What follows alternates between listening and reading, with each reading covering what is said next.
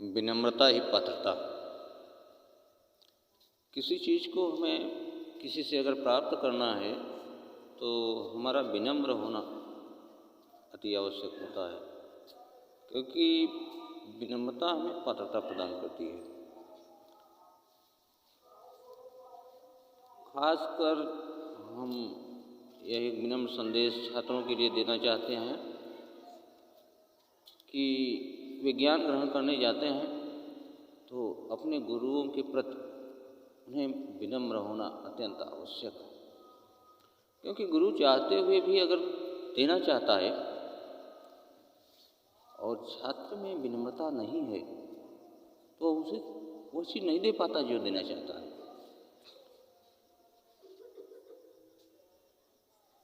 अगर विनम्रता है तो स्वाभाविक रूप से वह गुरु अपना सारा ज्ञान उसे दे देगा और वह ग्रहण कर लेगा।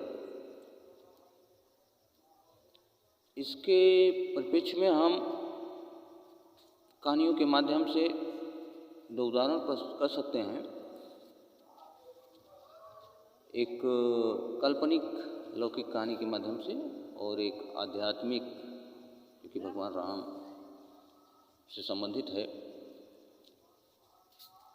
पहली कहानी जो भगवान राम से संबंधित है उसमें यही दिखाया गया है कि विनम्र होना ही किसी ज्ञान को या किसी चीज़ को ग्रहण करने के लिए सबसे बड़ी पात्रता है। जब भगवान राम ने रावण को मरणासन्न अवस्था में कर दिया तो लक्ष्मण से कहा कि हे लक्ष्मण, ऐसा ज्ञानी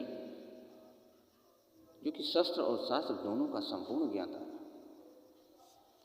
इससे राजनीति का एक बहुत लंबा अनुभव रहा।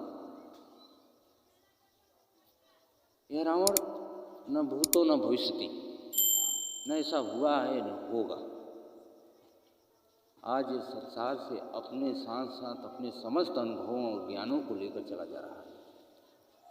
क्यों न हम इनसे कुछ ज्ञान ग्रहण कर लें। तो भगवान राम ने लक्ष्मण से कहा कि जाइए और कुछ राजनीति का ज्ञान रावण से ग्रहण कर लीजिए। लक्ष्मण जी गए। उनका स्वभाव थोड़ा उग्र स्वभाव का था। वे रावण के सिरहाने खड़े होकर कहा कि हे दशकंधर, हमें कुछ ज्ञान देते जाओ। तो रावण मूर्छित पड़ा था। उसने अपनी आंखें खोले, बड़ी बड़ी आंखों से देखा लक्ष्मण की ओर, फिर आंखें मूंद कर सिर अपना दूसरी ओर कर लिया। लक्ष्मण जी लौट कर आए, भगवान राम से कहा। भगवान राम ने कहा गलती आपकी रही होगी, चलिए हम देखते हैं। भगवान राम गए, रावण को पहले सामने खड़े होकर पहले प्रणाम किया। रावण दशकंधर ने आंखें खोली, देखा। भगवान राम ने हाथ जोड़कर कहा, हे विद्वान, हे पंडित, हे संसार के सबसे बड़े ज्ञानी, आप अपने साथ साथ अपने समस्त ज्ञानों को भी लेकर जा रहे हैं। क्यों ना हमें कुछ अपना ज्ञान देते जाइए। यह देखकर रावण की आंखों में आंसू आ गए। उसका अहंकार मिट गया था।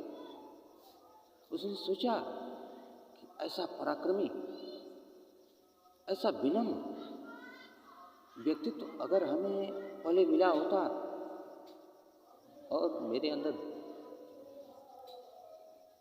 जो अहंकार था वो न होता, तो ऐसे व्यक्ति को मैं अपना समस्त ज्ञान दे देता अगर मेरे पास समय रहा होता। दुखी हुआ इस बात से। उसने कहा कि मुझ में अब इतनी शक्ति कहाँ की नीति शास्त्र का वर्णन हो। हाँ, इतनी सांसें हैं बाकी जिनसे कुछ नीति वचन ही हो। तो कहने का मतलब सारांश में है कि विनम्रता देखकर रावण द्रवित हो गया। एक दूसरी कहानी जो कि काल्पनिक या लौकिक, एक घड़े और उससे जो ढका जाता है उसे देसी भाषा में परई कहते हैं। उसकी कहानी है। घड़े ने परई से कहा, परई ने घड़े से कहा कि हे घड़े, मैं देख रहा हूँ कि जितने भी पात्र आ रहे हैं तुम्हारे पास, तुम सभी को जल से भर दे रहे हो, और मैं तुम्हारे शांत होकर भी प्यासा हूँ। एक बूंद जल मुझे प्राप्त नहीं हो रहा है तुम्हारे द्वारा। घोड़े ने कहा, इसमें मेरा क्या दोष है? जो विनम्र भाव से आकर मेरे सामने झुकते हैं, झुक जाते हैं, मैं भी विनम्र होकर उन्हें भर देता हूँ थोड़ा सा झुककर। लेकिन तुम तो अहंकार से मेरे सिर पर बैठे हो। कभी नीचे उतरकर हमारे सामने झुकने का प्रयास किया होता तो निश्चित रूप से मैंने तुम्हें भी जल दे दिया। देना तो मेरा स्वभाव है, लेकिन जब तुम्हें ग्रहण ही नहीं करना है, अहंकार से भरे हो, हमारे सिर पर चढ़े हो, तो फिर इसमें मेरा क्या दोष?